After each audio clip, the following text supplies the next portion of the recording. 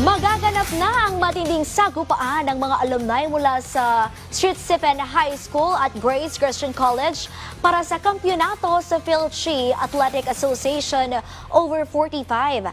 Ang detalye sa ulat ni teammate Raymark Patriarca. Pinapatunayan ng mga manlalaro ng PhilChi Athletic Association na hindi hadlang ang edad para manatiling aktibo para sa kani-kanilang eskwelahan. Ito'y kasunod ng matagumpay na torneo tampok ang mga over 45 years old ng FCCAI kung saan maghaharap sa finals ang mga alumni ng St. Stephen High School at Grace Christian College. Kung noong nakaraang season ay inaabangan ang paghaharap ng ibang PBA greats tulad ni James Yap, Chris Chu, Ken Bono at Joseph Yeo, ngayon naman ay rivalry in the making ang bida lalo't nagkaharap na noon sa exciting battle for bronze ang dalawang koponan. Yung kasi the last conference, iba yung storya nun. Ito, iba rin yung storya dito. So dito, hindi mag-iwan, pero there is a story to have. Siyempre lahat ng championship may storya yan, may narrative. So, may stars doon, meron din stars dito. Sa ngayon ay may undefeated 9-0 record ang Grace Christian College. Nasusubukang tibagin ng St. Stephen sa kanilang best of 3 match-up. At handang-handa ang koponan ni Coach Ruben Uy na ibuhos ang lahat para makuha ang kampyonato.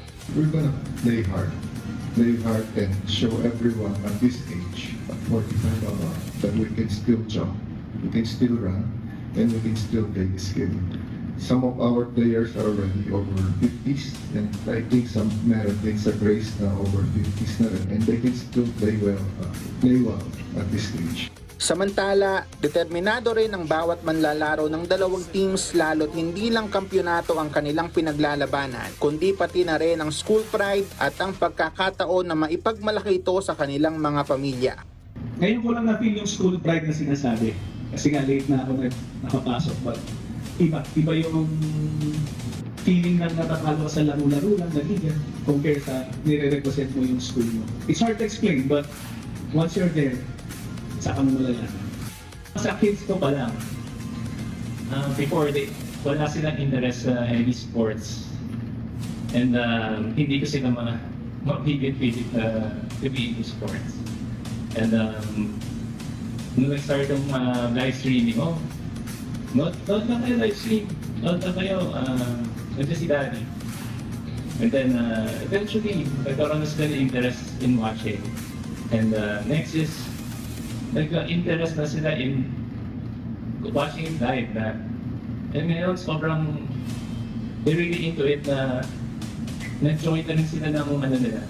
Nag-join na rin sila sa school. Gusto nila na rin nila mag-varsity or gusto na rin nila into sports. Magaganap ang finals at Battle for Bronze match ngayong Lunes, September 1, ganap na alas 7 ng gabi sa SGS Stadium, Quezon City. Raymark Patriarca para sa Atletang Pilipino para sa Bagong Pilipinas.